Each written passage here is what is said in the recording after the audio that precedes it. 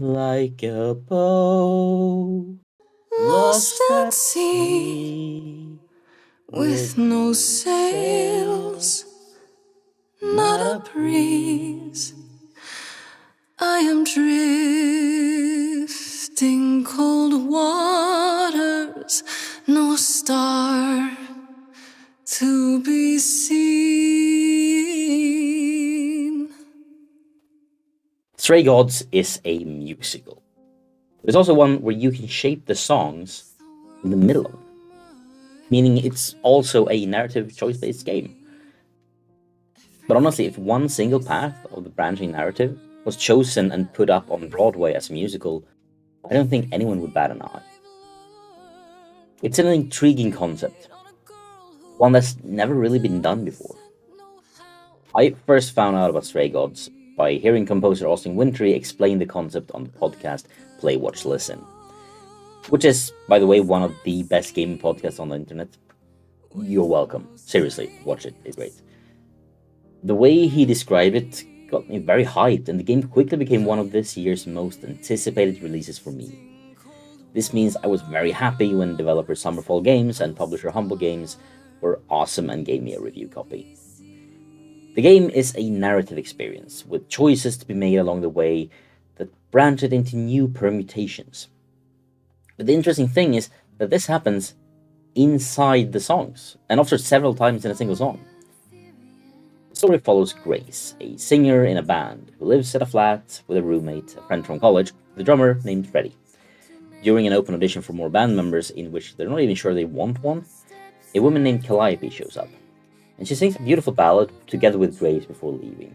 Later that night, Calliope shows up again, this time on Grace's doorstep, where Calliope falls dead into her arms. An intriguing beginning already, but to add to the mystery, turns out Calliope was the last muse of the old Greek pantheon. And she now passes her powers on to Grace, who now needs to find Calliope's killer while finding her own place in this new world. From the get go, the story is very cozy, but also with a tense mystery growing in the background.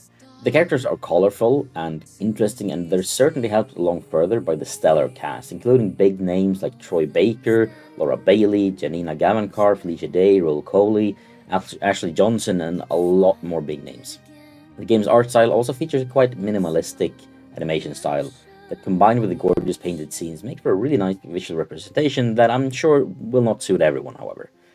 But it certainly works for me, and that makes the characters and the world feel very alive despite the very little movement. But after all, it is a game, and Stray Gods shows its roots quite early on.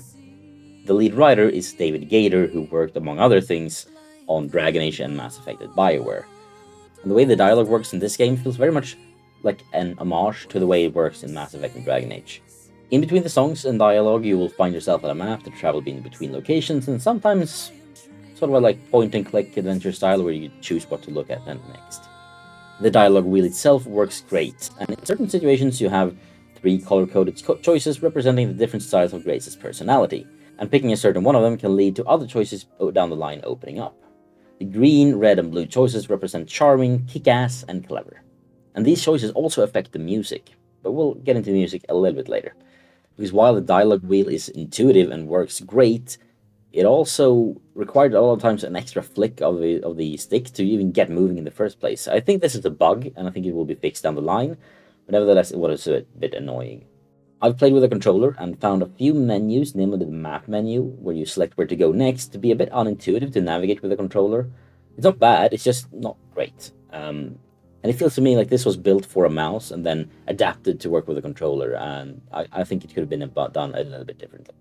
And funny enough, it was actually by chance that I realized that pressing triangle on the controller actually pauses the game. It's a very useful thing to be in there, but I kind of wish that it wasn't something I noticed by myself, but that the game actually told me. Or maybe it did and I just missed it, but then maybe it could have been a bit more clear. At the point of making this review, there's also a lot of dialogue scenes that have quite a different volume in the different lines. You can have one line be quite low, and you can barely hear it almost on the volume you set, and then the next one is way higher than it's supposed to be, and then the next one after that is just perfectly where you want it.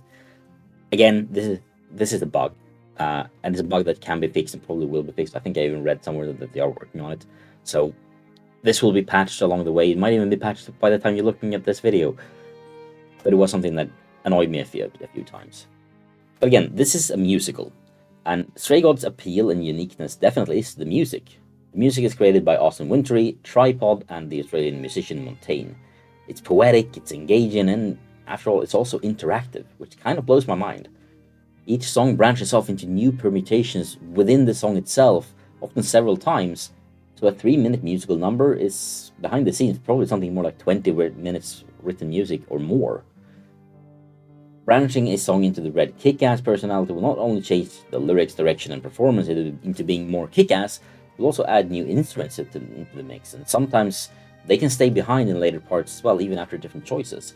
Each permutation is equally well written and interesting and incredible. The songs are definitely the highlights of the game and where most of the progression of the story happens. They're all classic musical pieces, but mixed genres and emotions in sometimes unexpected ways. But perhaps the most amazing aspect of the music is that despite the many permutations, the mix of genres, styles, and performers, the quality remains top-notch. Well, now I'm no musical fan in general, but I live with one.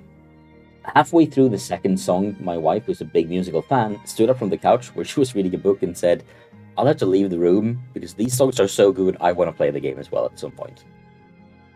And honestly, that's pretty high praise. And I'm not very up to date with the rules of the Tony Awards, but I'd argue that Stray Gods deserve one, and a Grammy. And despite a year of incredible music from incredible games like Baldur's Gate 3, Guild Wars 2, Secrets of the Obscure, and Starfield, and a lot more others, I sincerely hope that the Game Awards for Best Music goes to Stray Gods this year. I also want to applaud the development team for letting the game not overstay its welcome. It's not longer than it needs to be, it's perfectly long enough with around 6 to 8 hours of a single playthrough, and you can easily get more than one playthrough out of the game, not to mention the enjoyment of watching someone else play it and seeing them make different choices than you made. I will also say the pacing is really well done. The first act feels a lot like a build-up, whereas the second act gets you really engaged with what's going on, and like the stakes are really high, and then the third act is just a perfect finish to the entire thing. But like at the end of the day, I'm blown away by the narrative, the acting, the singing, and the songs, leaving Stray Gods with my seal of approval. It's a narrative game you don't want to miss. There are plenty of moments to get you so much at the end of your seat that you're so engaged you don't want to stop playing. So yeah, don't sleep on Stray Gods. I'll see you in the next one. Goodbye!